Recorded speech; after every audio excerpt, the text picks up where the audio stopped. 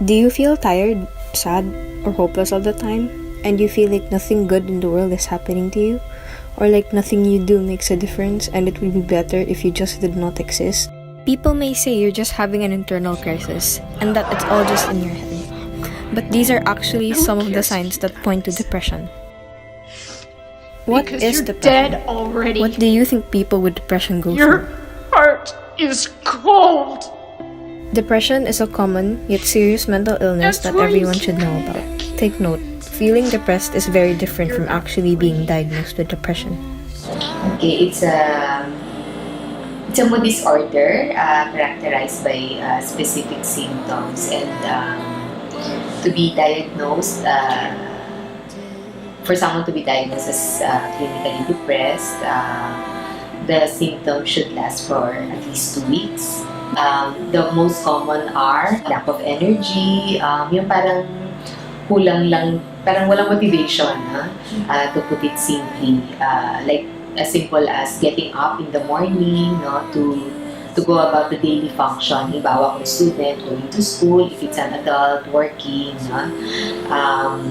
So yun, parang walang gana. So that's parang sa motivation. And in terms of emotions naman, merong emptiness, and that's the usual description.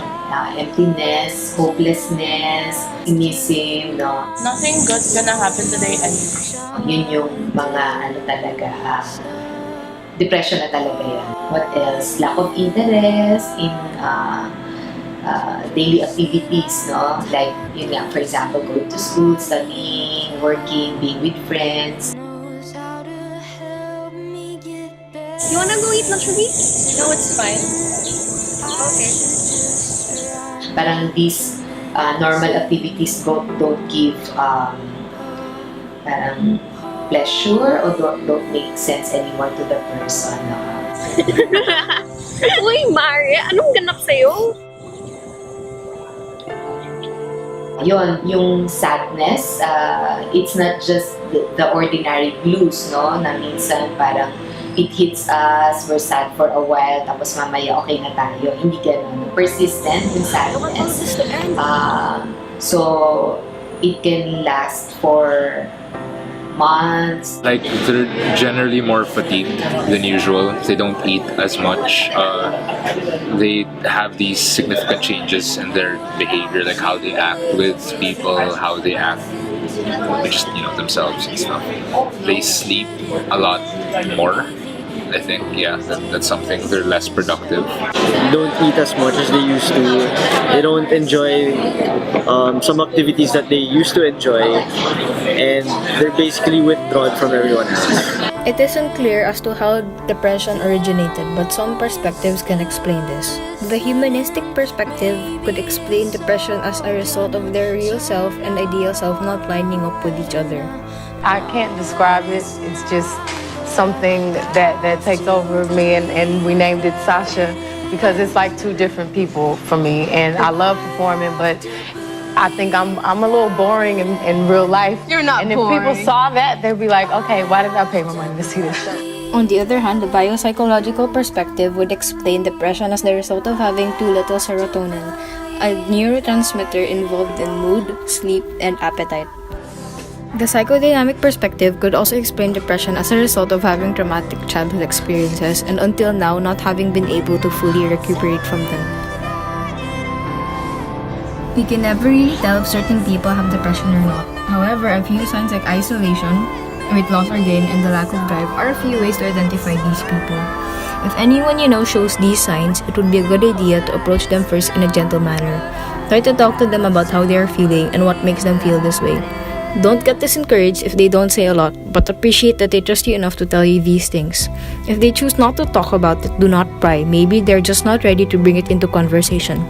People with depression tend to be harder on themselves, so be patient with them when they make mistakes and rant. I do believe that there is a stigma. Like, I think people tend to believe that depression is just a certain state of mind.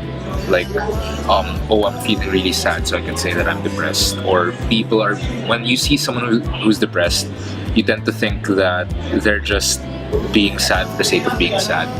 But people also tend to forget that being depressed can be a medical state. It's not like people want to be depressed. Some people don't want to be depressed, but what can they do? I mean, they already have it. They're already medically depressed. Encourage the person to seek help from a professional, either a psychologist first. Usually naman kasi psychologist, and then they go to, kung makita ng psychologist na, okay, these are just, nandyan yung symptoms, the person can be referred to a psychiatrist.